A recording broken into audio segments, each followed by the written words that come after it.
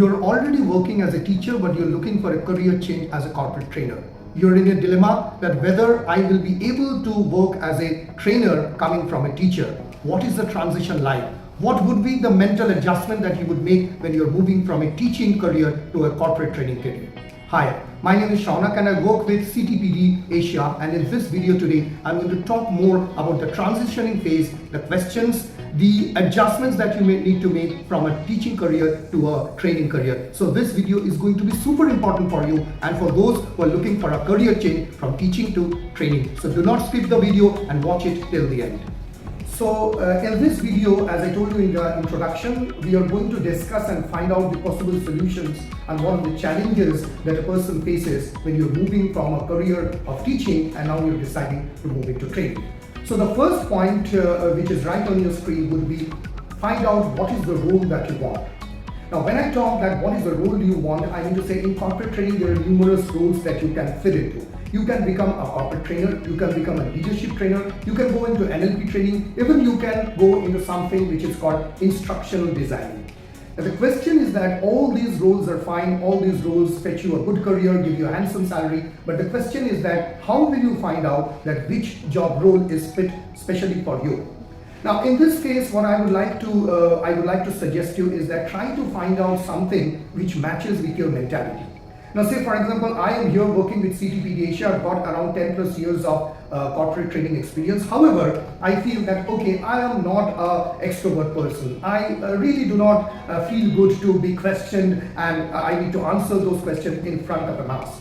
So in spite of that, I want to become into corporate training. So it can be good for me that I get into research, I get into instructional designing, I get into curriculum development. All these are related to corporate training. But the key mantra is that what actually fits with my mentality, what actually suits with me. So I would also recommend you that when you decide that you become a corporate trainer, search out the job roles that are there. You can go to Monster, you can go to any other job portal and you can find out what are the jobs. So you can just start typing out corporate training and you will find a list of job roles, designations, etc., which corporate training provides. So it can be instructional designing, team leader, curriculum development, what exactly you want. Once you find out that okay, so I am not a kind of an introvert, extrovert person, so I will go behind the screen and do a lot of research, curriculum development, etc., then find out that that is the specific role which you would be interested in. So first point would be try to find out what is the role that you want. Do a kind of a research on the job portals, etc., to find out what exactly the role is about and try to map with the kind of mentality that you have. Now there can be people who are very good in terms of speaking, those who like to speak in front of the crowd, who would like to interact with people, so you can become a corporate trainer. Again, is it a leadership training? Is it a soft skills training? Is it a grooming training? So point number one is that try to find out what exactly do you want, and that should align with the type of mentality. Go to websites, go to job portals and find out what type of job or designations that these type of roles offer, and then try to find out what would map with the mentality. The second thing which I think you have already watched in my previous video, which you can find it out in the I button, that is networking. Now you are a corporate trainer, you deliver excellent training, you have got a great communication skills, you have got a great fan following, you have got great students, but you're not good in networking. I can tell you in today's era, networking is a must. I will say you cannot become a corporate trainer until you network. Now when you're transitioning from a teacher to a trainer, what you need to know, first thing that crops up in your mind is what will I be able to do? Am I fit for a trainer? Will I be able to take up the challenge? So who will tell you that yes, you can do? Only networking helps you out. So right on your screen, I would like to recommend two particular groups, especially for LinkedIn. Number one would be from teaching to training, right? And I can put up this, I think we can have those things on this description box also. Number one from teaching to training, and second one is teaching a path to L&D, learning and development. So I would repeat, from teaching to training and teaching a path to learning and development. If you go to those websites, who are the people talking about? They are like you, they are the teachers. That means you talk to them, their fear factor, their problems, their challenges, their mental attitude, everything is being discussed in this LinkedIn group, and you can get the perfect answer, right? So it is always better to hear from the horse's mouth And I would strongly recommend that until you do a networking, and LinkedIn is the website or the social media platform which provides the best networking, and you can go and network with those people. Now why? Because when you're transitioning from a school teacher or a high school teacher to trainer, there are a lot of questions that keeps up cropping in your mind. Now if you ask me, if you ask any other ADC, they are not going to answer, or maybe they can answer, but that is not coming from the horse's mouth. Ask to somebody who has actually got the transition. Ask to somebody who has been a teacher and he or she has been into a trainer. So best thing would be to network with people, talk to them. If they are available in the locality, go meet them in person over a coffee shop and tell them, hey, come on, you have been a teacher, right? And now you're a trainer. What are the problems? What are the negotiations? How do you do? What is the mental attitude that you have? So point number 2 would be networking, and LinkedIn is the social media where you get the right kind of people, and these two websites, these two groups, from teaching to training and teaching a path to L&D, go create your profile, talk to them, because until you hear the people who have really undergone the transition, it will be all a kind of a superficial answer, and you know business really doesn't work like that. Okay, so we are done with what do we want. Right, we know what is the role, we have searched the job, and we have mentally mapped with our attitude. Second is that I have really gone to networking, I've met with those people, and I really know. So what comes third is that I know these people have told me that these are required. The third thing is that do I have the skill? So point number 3 coming up right on your screen is identifying your skill gaps. Now, as per National Education Academy, NEA.org, around 55% of people are looking for a career change from teaching to training. So where did they go? They will definitely come into corporate training, but there is a skill gap. Now let me give you an example. Say for example, you're a school teacher, a high school teacher or whatever. When you are transitioning to a corporate trainer, before you go for an interview, you have a skill gap. For example, you need to know MS PowerPoint thoroughly. Why? Because you have to show charts, pie charts, graphs, and all those progress that things have gone. Show videos, embed the videos, audios. Maybe as a school teacher, you were not using MS PowerPoint so rigorously. So what is the gap? Gap number 1. You need to get the necessary skill for MS PowerPoint. It can be even, say for example, a process. You need to show flowcharts. You need to use MS Word very extensively. Used to take those shapes and draw those lines and create kind of a proper process map which you are going to show to the corporate training, right? But there is the good news. It is not always that you have a gap. You already have certain things with you. What you have, say for example, you are a teacher, right? So you are dealing with difficult students. Yeah? You already are adapted to quick learning. You are dealing with irate, say for example, parents. You do the same thing that with the corporate training, but it requires a little bit of customization. So this gap or the skill gap that you have, you can easily fulfill it, knowing the fact that you already know certain things. You have those things, only it needs to be customized to bring it up or leverage to a certain scale. So the third point is that identify your gaps, find out whether it is a software gap, whether it is a knowledge gap, whether it is an attitude gap, what you really lack for, and try to fill up that gap. And that gap will only come if you network with the people. So 1, 2, 3, these 3 points are all linked.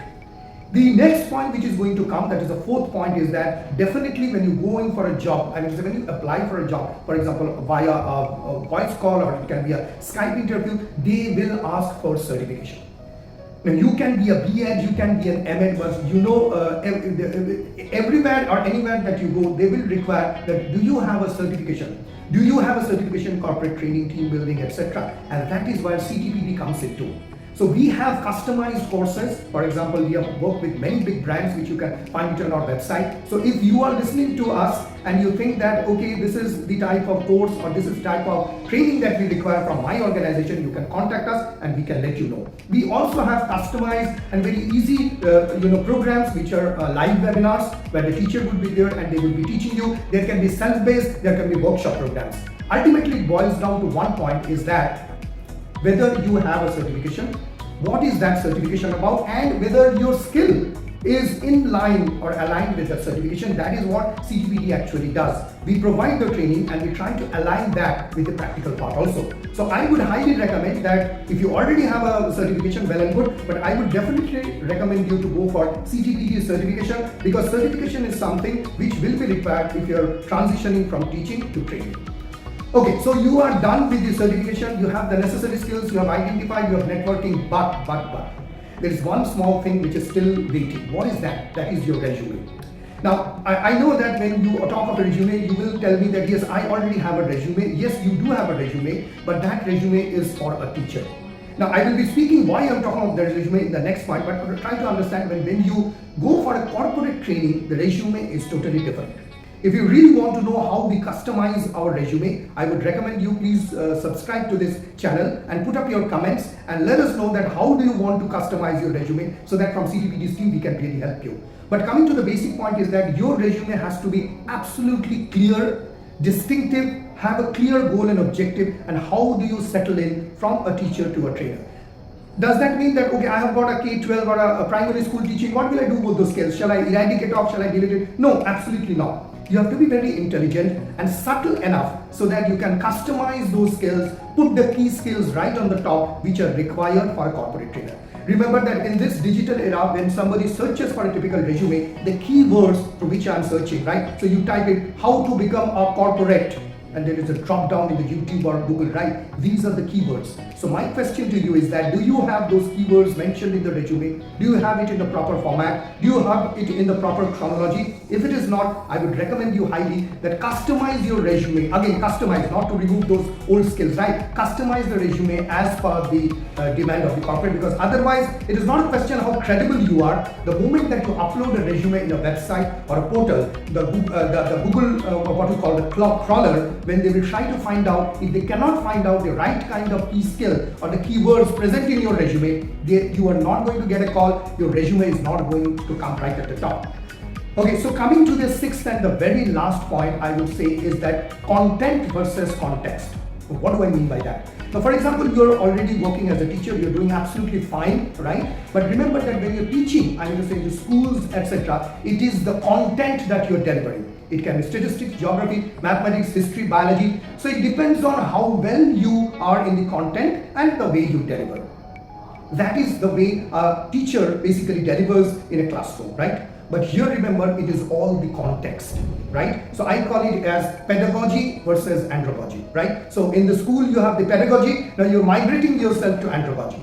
So what is the problem? The problem is that a trainer, when you're delivering a training, a student or an employee is going to come and tell you, not that ma'am or sir, what is the function of a kidney? No, they're going to tell you that sir or ma'am, I've got a problem of retention in my teeth. Can you solve it out? Right? There is a strike or a labor problem going on with my trade union. Can you help me with that? I find that people are very, very demotivated right in the morning and they're not doing job up to their mark so that I can escalate my sales up to a certain level. Can you solve that? So what is happening here is that the context is getting challenged. Different people's heterogeneous batch, different kinds of problems. So it is not the content that you are delivering. You will be delivering content related to soft skills, NLP, everything like that. So the question is that, can you deliver the context properly? That means I call it as situational problems. So when you are transitioning from a teaching to training, it is not the content, it is various type of context. The andragogy is going to get challenged and you have to deal with situational problems. So try to understand that your skill is not only related to that pile of books that you already have in your head and you have scored excellent in your assessment. It is the context. It is the context. And also remember that the mindset will be challenged because it is not a classroom, it is a training room. It is not what you say they will follow because they are students. They are going to challenge you. And whether you have the mindset that yes, I accept the challenge and whether I'm going to learn from the challenge, all those factors really help you to transition from a teacher to trainer. So that's all for today's video. I'll just to quickly sum up what we have talked about. First would be, what role do you want as we talk? Number one, so find out the roles, searching in websites and try to find out which you are you an extrovert person or no, you want to be right on the desk and do research and curriculum development. Networking with LinkedIn, I am giving you these two names, from teaching to training and teaching a path to learning and development, so that you can know from the horse's mouth what they have faced. Next would be identifying your skill gaps. What are the skill gaps? They are going to tell you. It can be soft skills, it can be mentality, it can be anything. Next would be certification. You need to have a certification with you. Also, you need to format and make your resume accordingly, because if the key skills are properly chronologically not formatted, you're not going to get a call. And finally, remember that it is not the content you are delivering. Although you are delivering content, you are delivering a context. So that is how you do. So I think that that brings us end to today's video. I would really like to hear from you where you are as a teacher and how you're transitioning, or how are you planning to transition from a teacher to trainer, and let me know in the comment box. Click on the bell icon and click on the all notification so that you get all the notifications from CTPD Asia, and I'm sure that I'm going to come up with yet another very important and challenging topic on training and development. Till then, goodbye, best wishes, and subscribe to our channel. Thank you for watching.